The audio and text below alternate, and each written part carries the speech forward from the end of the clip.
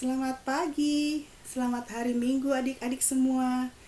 Jumpa lagi dengan Kak Riana dalam ibadah anak GKI Kota Wisata kelas besar.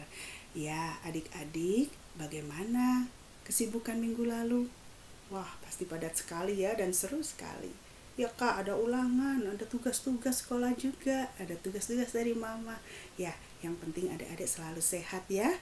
Nah, adik-adik ingat, semua itu ada waktu dan tempatnya. Ya, ada waktu untuk belajar, ada waktu untuk membantu orang tua, ya, ada waktu untuk bermain. Bermain game boleh Kak? Boleh banget ya. Ya, tapi adik-adik harus ingat jangan sampai lupa waktu. Adik-adik harus bijaksana menggunakan gadget. Ya, tontonlah yang baik, tontonlah hal-hal yang baik dan bermainlah game-game yang baik. Ya, adik-adik juga perlu waktu loh istirahat. Ya, jangan sampai mainnya jadi lupa waktu. Kemudian adik-adik juga perlu makan. Jangan sampai terlambat makan ya supaya adik-adik selalu sehat. Nah, sekarang ini waktunya apa ya? Ada yang tahu? Ya benar banget ya. Sekarang ini adalah waktunya kita untuk beribadah. Jadi kita siapkan diri kita mau fokus, kita mau merenungkan, memuji dan memuliakan nama Tuhan, juga merenungkan firman-Nya. Dan nanti bersama Kak Andi kita akan belajar tentang firman Tuhan. Sebelumnya kita mau menyanyikan dulu.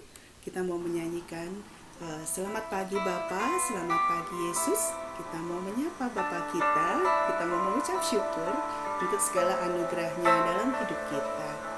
Kita nyanyikan dengan sungguh-sungguh ya. Kita nyanyikan dengan sukacita.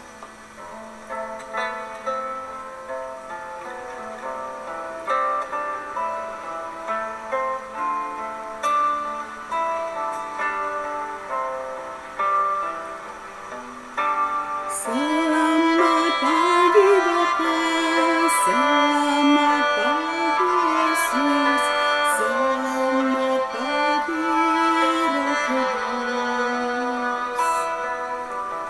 Terima kasih atas anugerah-Mu.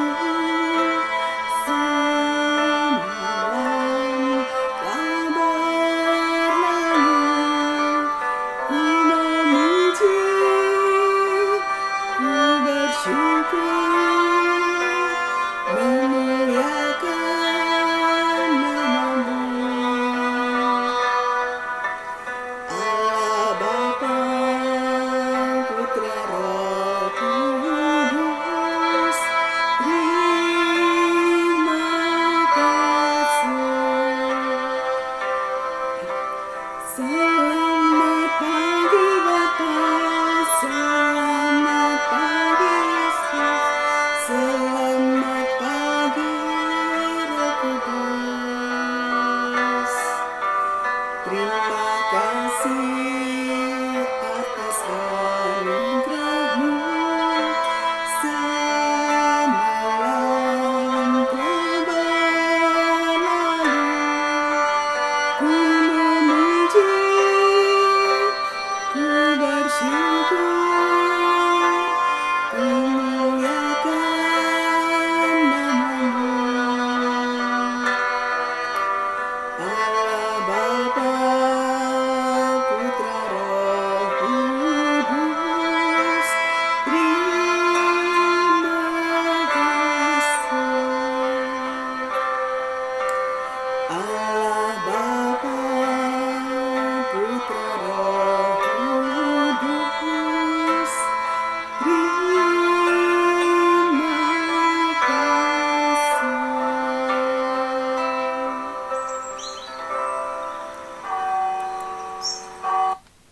Adik-adik, Tuhan pasti senang sekali mendengarkan adik-adik bernyanyi dengan sungguh-sungguh. Yuk mari kita berdoa. Tuhan Yesus, terima kasih ya Tuhan untuk kasih-Mu yang luar biasa dan penyertaan-Mu yang sungguh-sungguh terhadap diri kami. Ya Tuhan, ampuni kami ya Bapa jikalau kami masih mengecewakan hati Tuhan.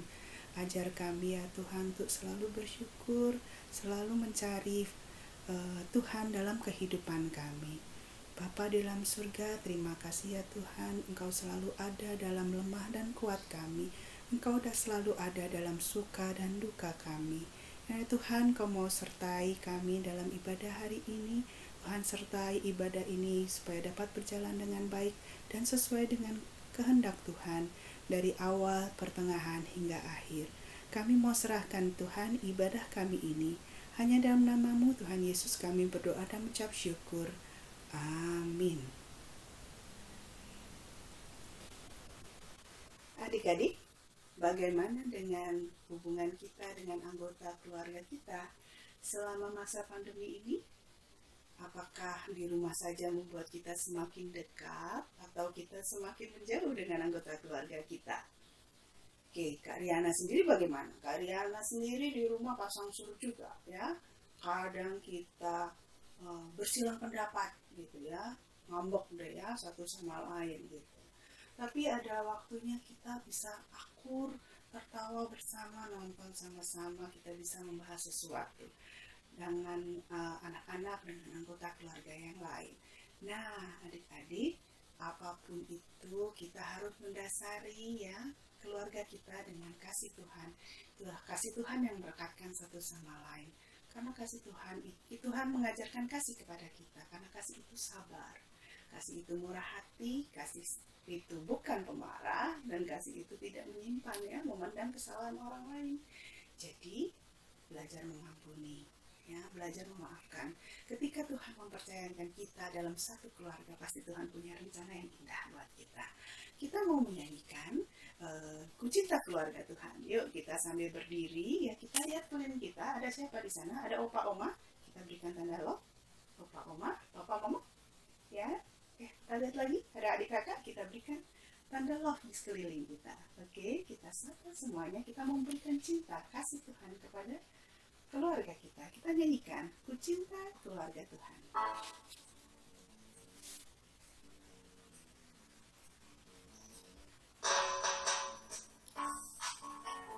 Papa, mama, adik kakak.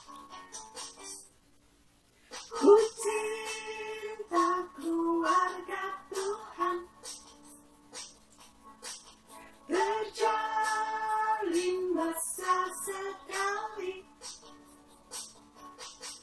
semua saling mengasihi, betapa senang ku menjadi keluarganya Tuhan.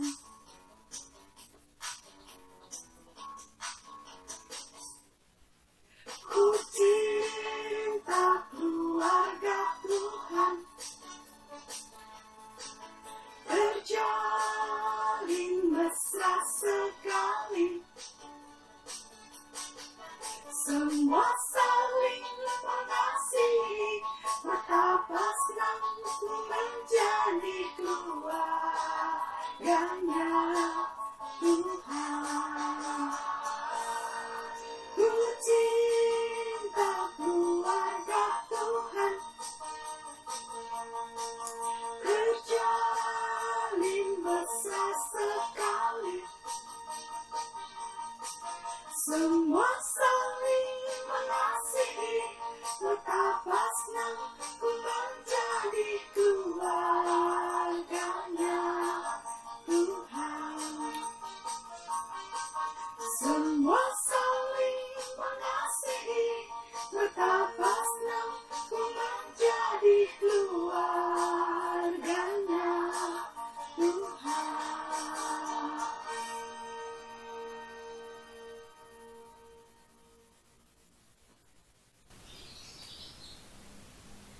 Minggu lalu adik-adik sudah belajar tentang penyertaan Allah kepada Yusuf di masa-masa sulitnya. Bahkan ketika saudara-saudaranya membuang dia, menolak dia, dan dia harus jauh dari keluarga. Yusuf mungkin tidak mengerti mengapa peristiwa-peristiwa buruk itu terjadi pada dirinya, tapi Yusuf tetap setia dan percaya bahwa penyertaan Allah akan selalu ada buat dia, dan Allah mampu membalikkan semua yang buruk itu menjadi segala sesuatu yang baik. Lalu bagaimana dengan keluarga Yusuf? Apakah Yusuf menendam kepada saudara-saudaranya? Apa yang terjadi? Nah, hari ini kita akan belajar, nanti Kak Andi akan menjelaskan tentang firman Tuhan bahwa Allah juga menyelamatkan keluarga Yusuf. Oke, adik-adik, kita mau menyiapkan hati dan pikiran kita untuk siap menerima firman Tuhan. Kita mau menyanyikan lagu Siapa yang Berpegang pada Sabda Tuhan. Kita nyanyikan dengan sungguh-sungguh ya. Mari adik-adik kita pujikan dengan sepenuh hati. Kita siapkan diri untuk menerima firman Tuhan.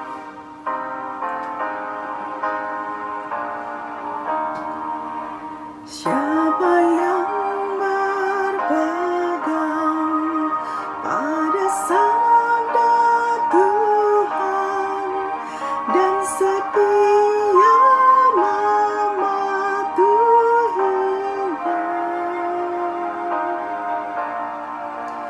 hidupnya mulia dalam cahaya bakal bersekutu dengan Tuhannya. Percayalah dan pegang sabdanya, hidupmu dalam Yesus sungguh bahagia.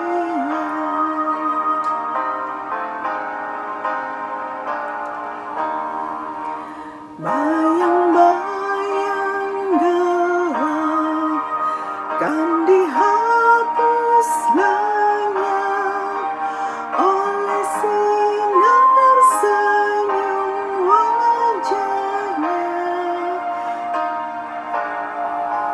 Rasa takut dan syak kan menghilang cepat dari yang berpegang padanya. Percayalah dan pegang sabdanya, hidupmu dalam Yesus sungguh bahagia.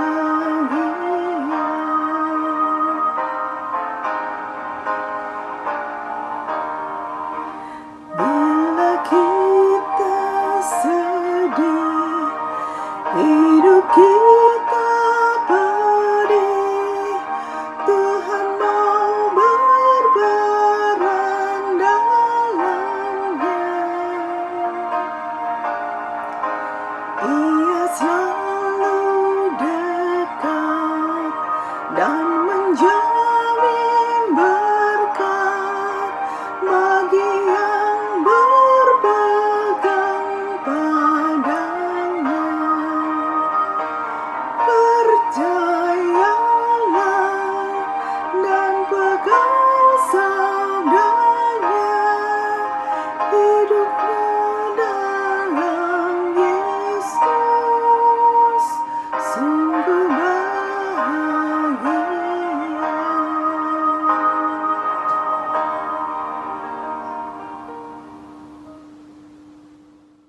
Kejadian 41 ayat 37 sampai dengan 57. Yusuf di Mesir sebagai penguasa. Usul itu dipandang baik oleh Firaun dan oleh semua pegawainya. Lalu berkatalah Firaun kepada para pegawainya, "Mungkinkah kita mendapat orang seperti ini? Seorang yang penuh dengan roh Allah." Kata Firaun kepada Yusuf, "Oleh karena Allah telah memberitahukan semuanya ini kepadamu, tidaklah ada orang yang demikian berakal budi dan bijaksana seperti engkau. Engkaulah menjadi kuasa atas istanaku, dan kepada perintahmu seluruh rakyatku akan taat. Hanya tahta inilah kelebihanku daripadamu." Selanjutnya, Firaun berkata kepada Yusuf, "Dengan ini aku melantik engkau menjadi kuasa atas seluruh tanah Mesir." Sesudah itu, Firaun menanggalkan cincin materainya dari jarinya dan mengenakannya pada jari Yusuf.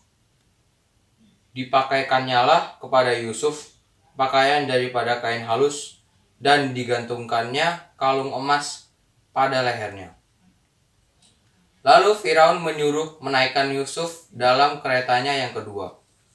Dan berserulah orang di hadapan Yusuf, "Hormat." Demikianlah Yusuf dilantik oleh Firaun menjadi kuasa atas seluruh tanah Mesir.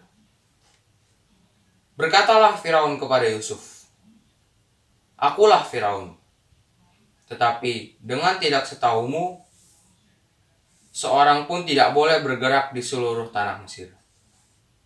Lalu Firaun menamai Yusuf Jafnat Pa'aneah, serta memberikan Asnat, anak Potifera, imam di On, kepadanya menjadi istrinya. Demikianlah Yusuf muncul sebagai kuasa atas seluruh tanah Mesir. Yusuf berumur 30 tahun ketika ia menghadap Firaun, raja Mesir itu. Maka pergilah Yusuf dari depan Firaun, lalu dikelilinginya seluruh tanah Mesir. Tanah itu mengeluarkan hasil bertumpuk-tumpuk dalam ke-7 tahun kelimpahan itu. Maka Yusuf mengumpulkan segala bahan makanan ke-7 tahun kelimpahan yang ada di tanah Mesir. Lalu disimpannya di kota-kota. Hasil daerah sekitar tiap-tiap kota disimpan di dalam kota itu. Demikianlah Yusuf menimbun gandum seperti pasir di laut, sangat banyak, sehingga orang berhenti menghitungnya, karena memang tidak terhitung. Sebelum datang tahun kelaparan itu, lahirlah bagi Yusuf 2 orang anak laki-laki yang dilahirkan oleh Asnat, anak Potifera, imam di On. Yusuf memberi nama Manasye kepada anak sulungnya itu, sebab katanya, "Allah telah membuat aku lupa sama sekali kepada kesukaranku dan kepada rumah bapakku." Dan kepada anaknya yang kedua diberinya nama Efraim, sebab katanya, "Allah membuat aku mendapat anak dalam negeri kesengsaraanku." Setelah lewat ke-7 tahun kelimpahan yang ada di tanah Mesir itu, mulailah datang 7 tahun kelaparan, seperti yang telah dikatakan Yusuf. Dalam segala negeri ada kelaparan, tetapi di seluruh negeri Mesir ada roti.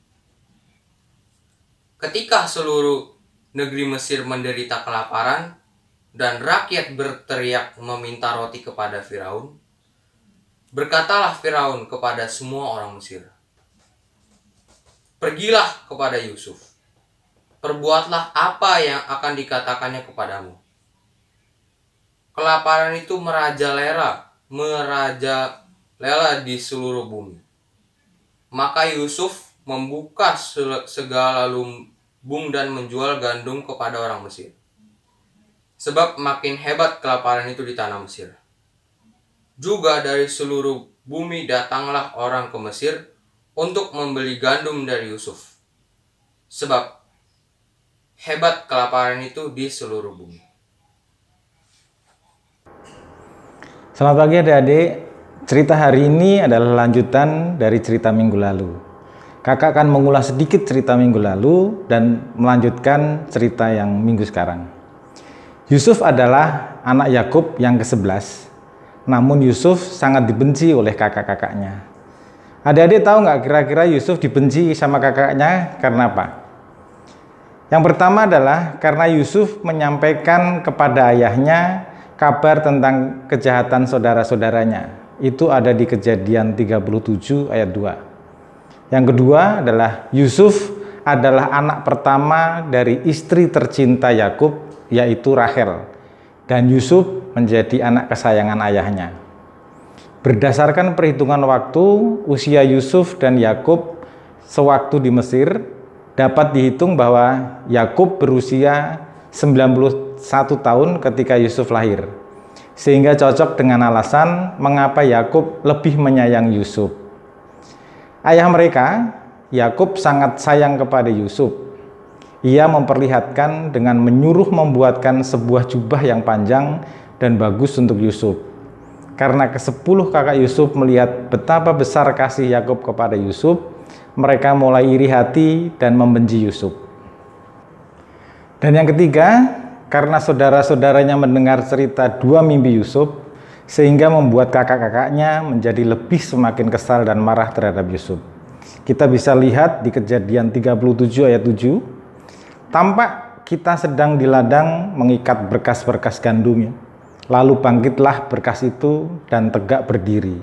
Kemudian datanglah berkas-berkas kamu sekalian mengelilingi dan sujud menyembah kepada berkasku itu.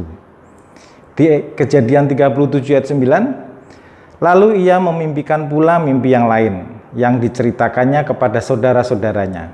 Katanya, aku bermimpi pula, tampak matahari, bulan, dan 11 bintang sujud menyembah kepadaku. Cerita perjalanan hidup Yusuf sangat panjang dan unik.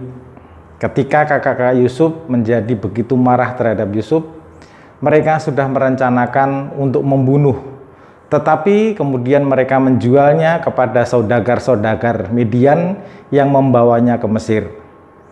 Di sanalah Yusuf dijual kepada Potifar sebagai budak.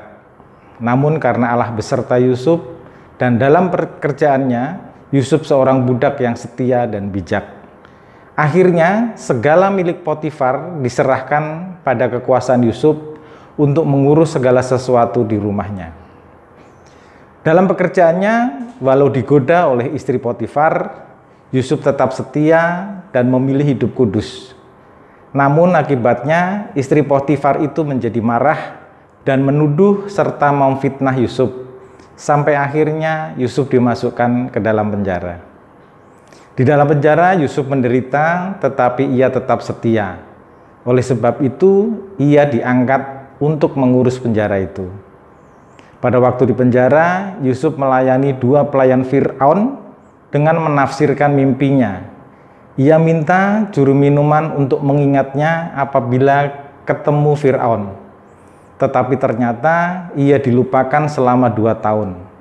Pada waktu Fir'aun bermimpi dan tidak ada yang bisa menafsirkan mimpinya, barulah juru minuman ingat akan Yusuf dan Yusuf akhirnya dipanggil untuk menafsirkan mimpi itu.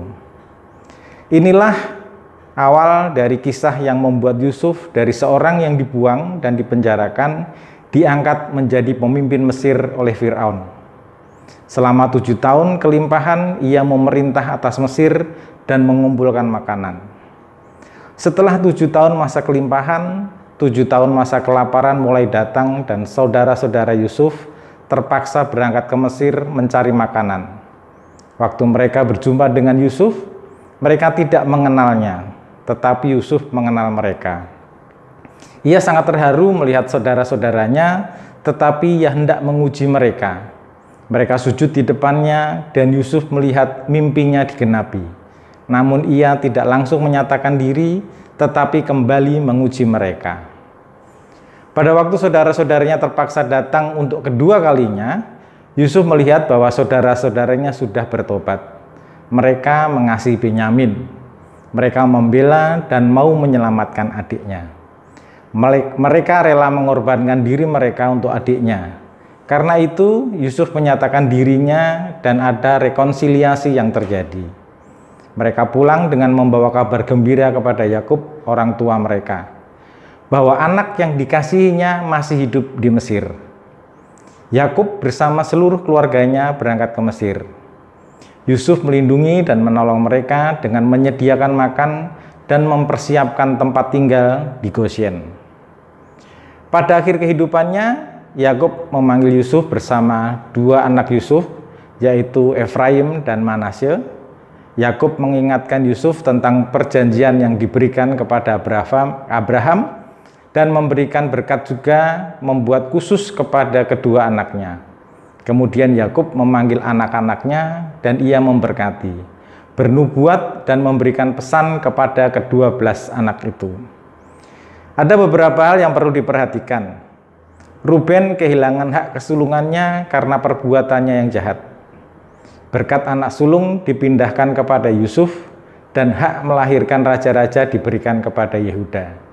Demikianlah perjanjian Abraham, Ishak, dan Yakub diteruskan kepada ke-12 anak Yakub. Yakub meninggal, Yusuf dan saudara-saudaranya bersama orang Mesir meratapinya selama 70 hari. Mayatnya dibawa kembali ke Kanaan dan dikuburkan di gua Malpela yang telah dibeli oleh Abraham. Sekembalinya ke Mesir, saudara-saudaranya sekali lagi menghadap Yusuf karena takut Yusuf masih dendam dan membalas kejahatannya. Mereka minta ampun lagi. Yusuf menangis dan menegaskan kepada mereka bahwa walaupun mereka telah melakukan kejahatan terhadap dirinya, namun Tuhan membalikkan semuanya menjadi kebaikan untuk pemeliharaan dan keselamatan masyarakat kala itu. Yusuf meninggal pada usia 110 tahun, tetapi sebelum meninggal meminta saudara-saudaranya dan keluarganya untuk bersumpah agar tulang-tulangnya dikuburkan di tanah Kanaan. Mayatnya ditaruh dalam peti mati di Mesir dan hanya dikembalikan waktu bangsa Israel masuk Kanaan di bawah pimpinan Yosua. Begitu banyak pelajaran yang kita dapat belajar dari cerita Yusuf ini. Mari kita lihat. Pelayanan Yusuf. Yusuf adalah seorang yang mau belajar dan untuk melayani. Dia berkarunia, tetapi rahasia keberhasilan adalah penyertaan Tuhan. Yusuf penuh dengan roh Allah dan hikmat. Ia juga punya karunia nubuat dan karunia menafsirkan, karunia profetis di mana ia dapat menolong orang lain dan menyelamatkan dunia.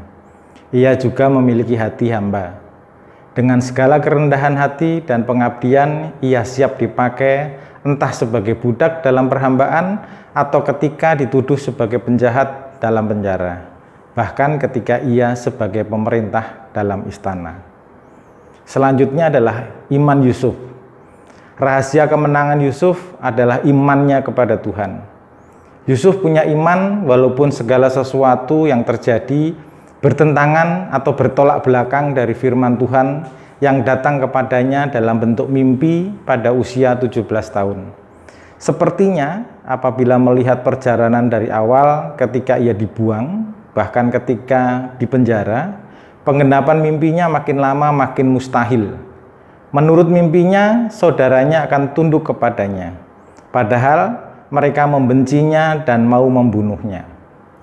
Mereka menjatuhkannya di sumur lalu menjualnya sebagai budak di Mesir. Di Mesir, Yusuf kerja dengan baik dan setia sampai naik ke dalam rumah Potifar menjadi pengawas seluruh miliknya. Meski istri Potifar menggoda Yusuf, Yusuf mengerti bahwa ia berdosa jika menuruti keinginan istri Potifar. Bukan tentang nasib pekerjaannya, bukan tentang apa yang dipikirkan Potifar, bahkan bukan tentang apa yang dipikirkan oleh orang banyak.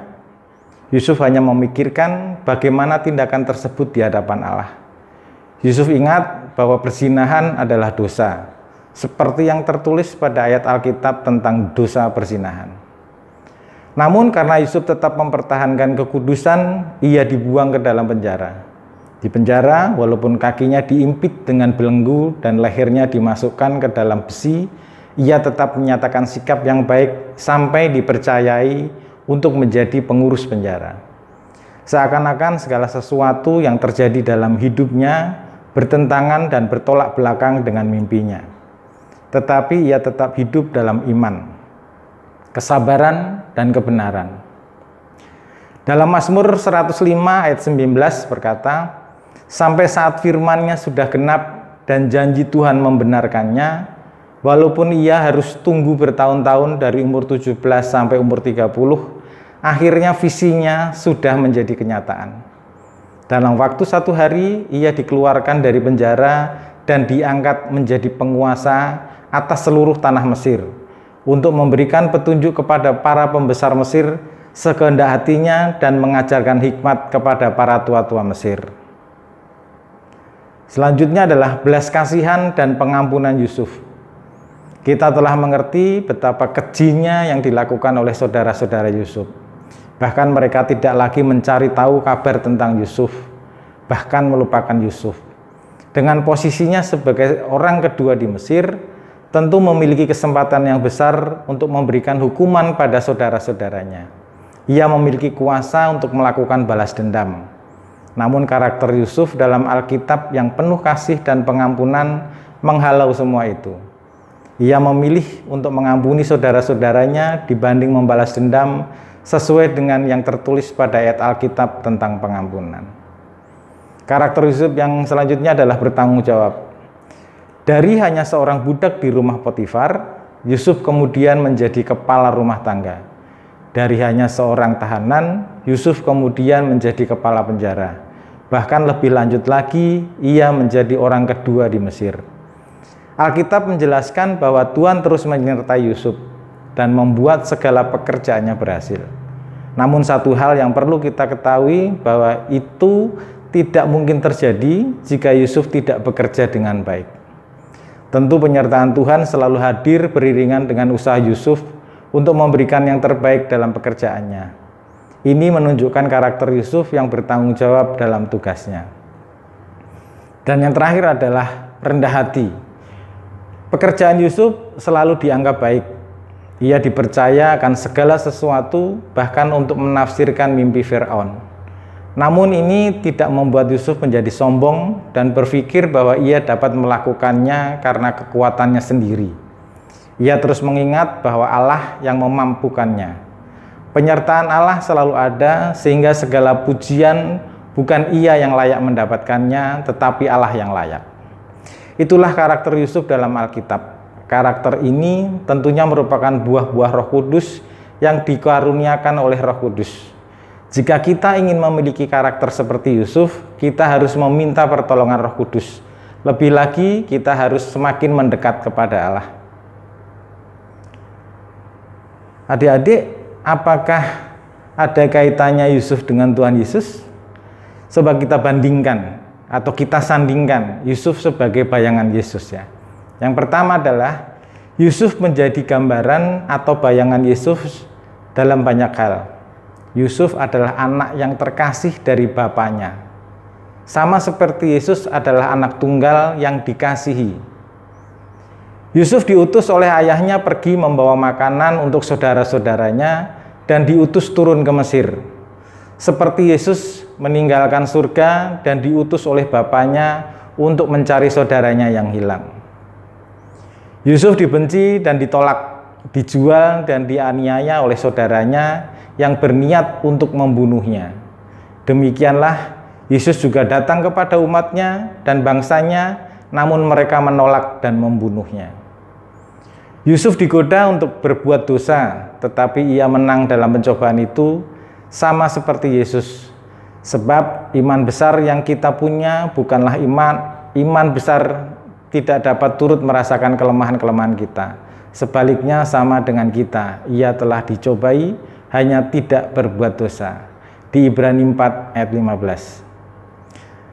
Yusuf diberi visi tentang masa depan, seperti Yesus mengenal masa depan untuk dirinya dan untuk dunia.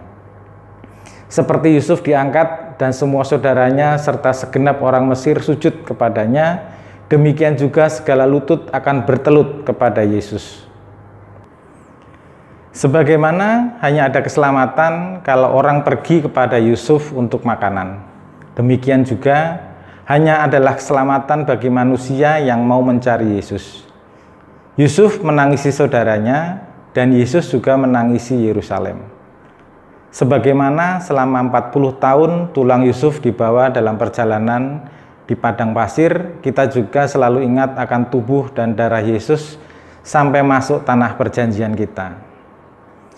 Adik-adik, siapa yang pernah punya pengalaman mengampuni atau yang tidak mau mengampuni? Kakak ada sedikit cuplikan. Jadi sebelum kita akhiri cerita hari ini, kakak akan memperlihatkan atau menampilkan sedikit motivasi cuplikan tentang mengampuni. Mari kita saksikan.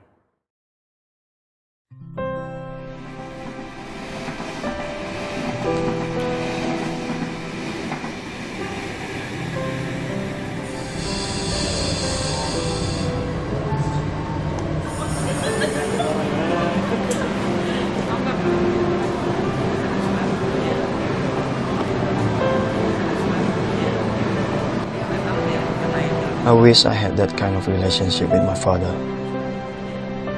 My father isn't a good one.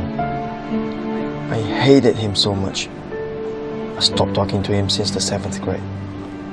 He's selfish, bad tempered, and worst of all, he gambles like there's no tomorrow. He bets on everything, from chess, poker, soccer, you name it. He put our family behind, and 7 years ago, it was the worst.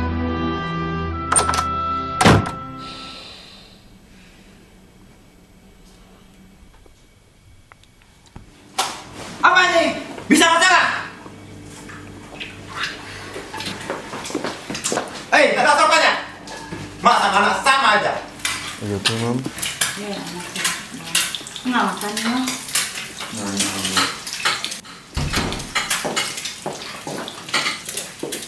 Morning, Dad. Iya, Mam. Yes.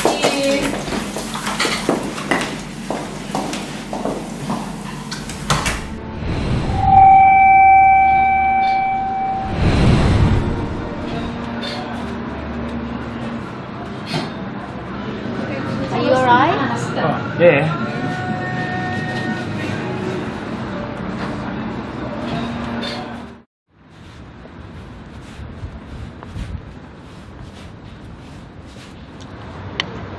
Yah, kalah lagi. Lagi. Anak lu tuh.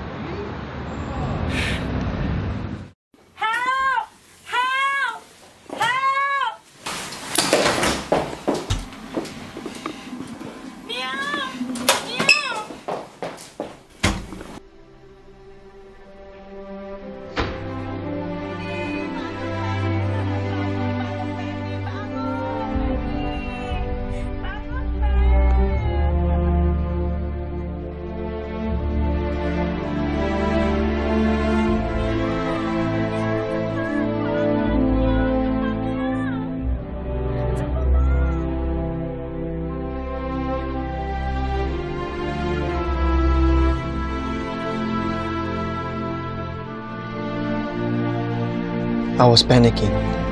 I went to tell him what happened to my sister. Unbelievable. He didn't even care. He sent me out and said, "You go first. I will come later."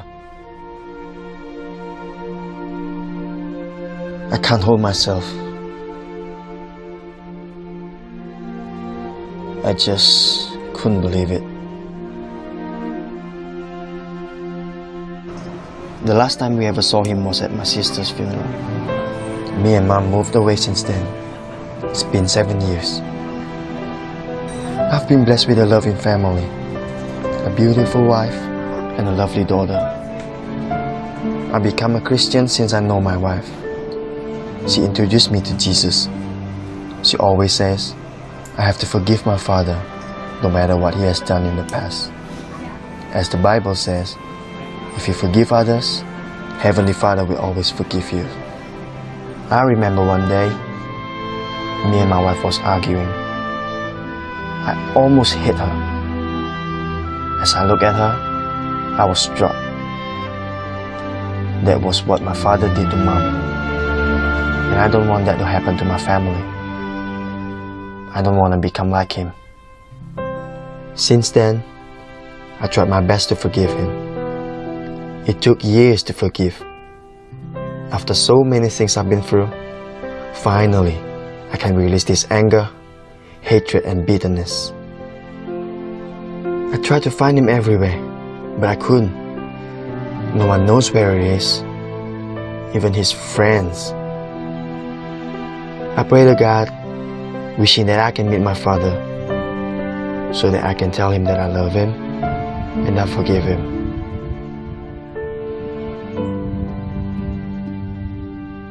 Wait! Hey, that wait! I know it's you!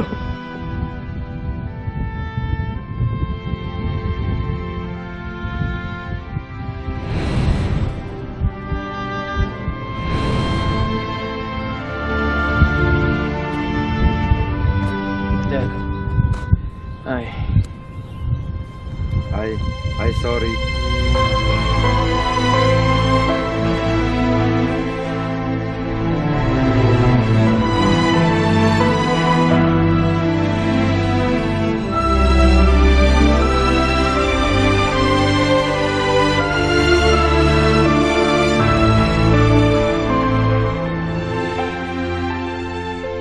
God has made everything beautiful in its time.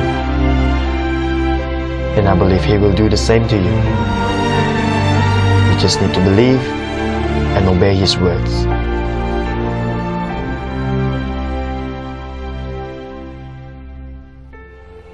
Adik-adik, dari cerita cuplikan film tadi kita belajar banyak tentang arti mengampuni. Nah, cerita kita hari ini adalah meneladani Yusuf sebagai orang yang percaya kepada Allah, bagaimanapun kondisi atau keadaan yang dihadapi, percaya kepada Allah bahwa Allah hadir dalam kehidupan dan akan menolong dalam kesusahan. Sikap percaya Yusuf dapat dilihat dari bagaimana ia tidak membalas kejahatan yang datang kepadanya, bekerja dengan baik dan menolak hal-hal yang bukan haknya. Amin. Mari kita berdoa. Tuhan Yesus yang baik, terima kasih atas firman-Mu pada pagi hari ini. Ajarkan kami untuk selalu berhikmat kepadamu, untuk dapat memaafkan sesama kami, untuk dapat mengampuni seperti yang Kau ajarkan kepada kami. Sertai kami di dalam belajar kami, di dalam studi kami, di dalam sekolah kami. Pimpin kami sehingga kami dapat bekerja seturut dengan kehendak-Mu. Terima kasih Tuhan, kami serahkan semuanya dalam tangan dan kuasa-Mu. Amin. Sebagai ungkapan rasa syukur kita atas kasih Tuhan kepada kita yang tidak berkesudahan dan selalu berlimpah, tiba waktunya bagi kita untuk memberikan persembahan kepada Tuhan. Kita berikan yang terbaik kepada Tuhan. Persembahan dapat adik-adik kumpulkan dalam amplop yang kemudian nanti kita bawa ke gereja pada saat kita bisa kembali beribadah di gereja, atau adik-adik bisa minta bantuan mama atau papa untuk melalui transfer atau melalui kode QRIS. Oke. Untuk mengiringi persembahan kita akan menyanyikan lagu Berlimpah Sukacita di Hatiku, karena Tuhan begitu baik bagi kita.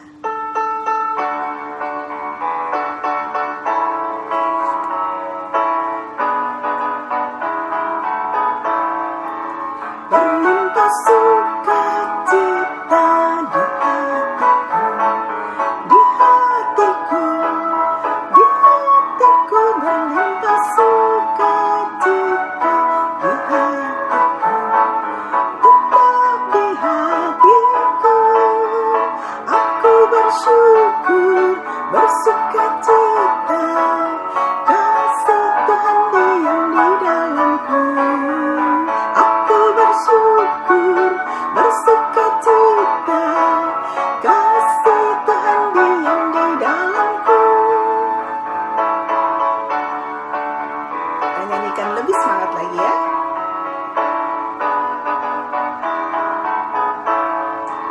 Damai sejahtera melampaui akal di hatiku, di hatiku, di hatiku. Damai sejahtera melampaui akal di hatiku, tetap di hatiku. Aku bersyukur, bersukacita, kasih Tuhan diam di dalamku. Aku bersyukur, bersukacita, kasih Tuhan diam di dalamku.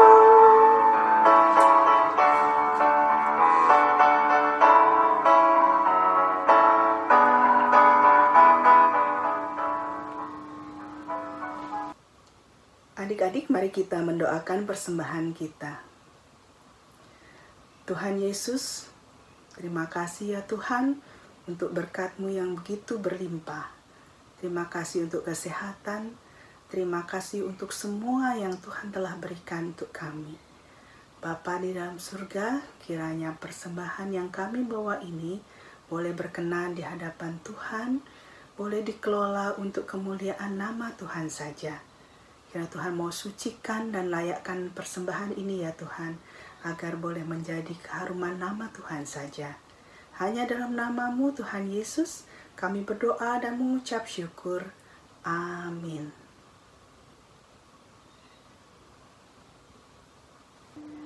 Firman Tuhan tadi menguatkan kita ya adik-adik, bagaimana Allah berdaulat dalam hidup kita. Allah bekerja dalam segala hal dalam hidup kita. Bahkan di dalam hal yang sulit sekalipun, Allah tetap bekerja untuk kita, tetap ada untuk kita. Allah bekerja untuk kebaikan umatnya. Jadi, tidak ada yang perlu kita khawatirkan atau kita takutkan. Adik-adik, saatnya kita untuk memanjatkan doa syafaat kita. Doa syafaat akan dipimpin oleh teman-teman kita dari kelas 6. Terima kasih Yesus, karena Engkau telah memberkati kami sama ibadah minggu online kami Tuhan. Tuhan berkati juga sama masa PJJ ini Tuhan, guru yang menjelaskan mata pelajaran kepada para siswa-siswi Tuhan. Berkati para siswa-siswi Tuhan, agar mereka dapat mengerti apa yang dikatakan guru kepada para siswa. Berkati juga guru Tuhan, kiranya gurunya Tuhan, kiranya Engkau bisa memberikan guru kesehatan Tuhan, agar mereka dapat semangat dalam mengajarkan anak-anak dalam PJJ Tuhan. Tuhan berkati juga anak sekolah minggu Tuhan. Berkati mereka Tuhan, kiranya Engkau bisa menjaga mereka kesehatan. Orang tua, kiranya Engkau bisa menjaga mereka juga kesehatan. Berkati juga Tuhan, karena kami sangat menderita dalam masa pandemi ini Tuhan. Berkati kami Tuhan, agar pandemi ini cepat berlalu Tuhan. Berkati juga keamanan negara, kiranya Engkau bisa melindungi negara kami. Berkati, berikan hikmat kepada Pak Presiden Jokowi Tuhan, agar ia dapat dapat menyelesaikan permasalahan dalam negara ini Tuhan. Terima kasih Yesus, dalam nama Tuhan Yesus kami sudah berdoa dan mengucap syukur. Amin. Adik-adik, percayalah bahwa Allah turut bekerja dalam segala hal untuk mendatangkan kebaikan bagi umatnya, bagi kita. Dan kita dimampukan untuk dapat mengampuni orang yang bersalah kepada kita, dan percaya bahwa Allah menggunakan hal itu untuk kebaikan kita nantinya. Sebagai ungkapan pujian penutup, mari kita menyanyikan lagu Kekuatan serta Penghiburan dari Kidung Jemaat 332. Ingat ya adik-adik, kekuatan dan penghiburan kita datangnya dari Tuhan saja. Jangan sampai salah. Peganglah selalu firman-Nya, laksanakan dan artikan itu dalam hati dan kehidupan kita sehari-hari.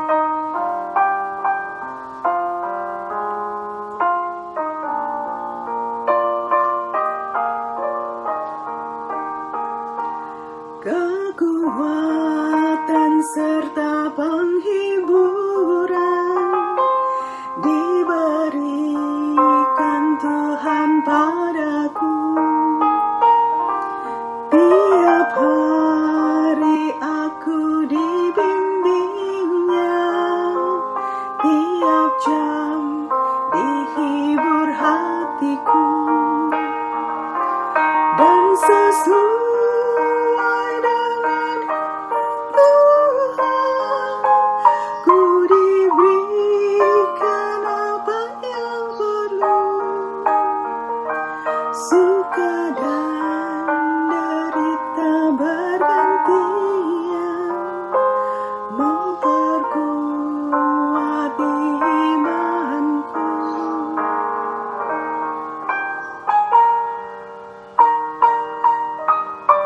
Tetaplah teguh adik-adik memegang firman Tuhan. Tetaplah mengandalkan Tuhan dalam hidup kita. Jangan jauh daripadanya. Rajinlah berdoa, rajinlah membaca firman Tuhan dan merenungkannya.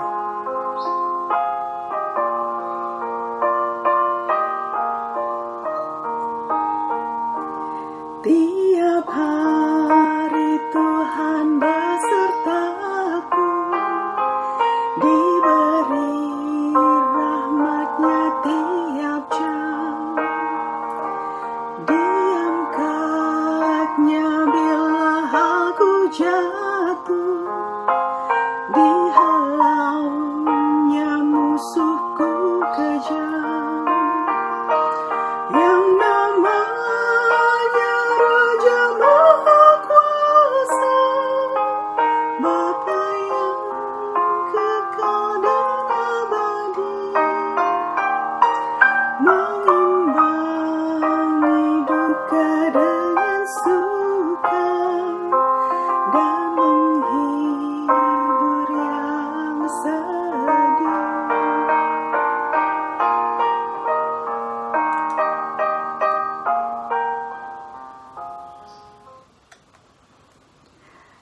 adik-adik, mari kita berdoa.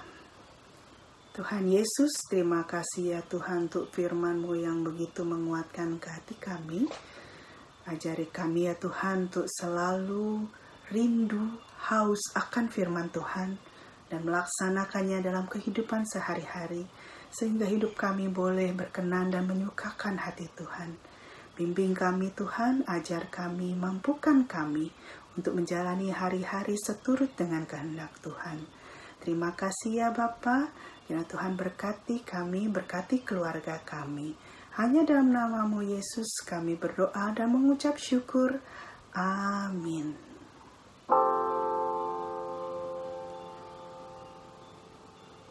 Bapa, terima kasih. Bapa, terima kasih. Bapa di dalam surga, ku berterima kasih.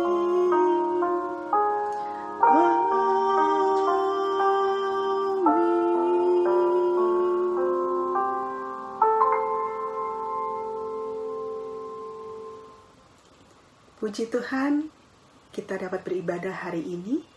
Selamat hari Minggu. Tuhan Yesus memberkati.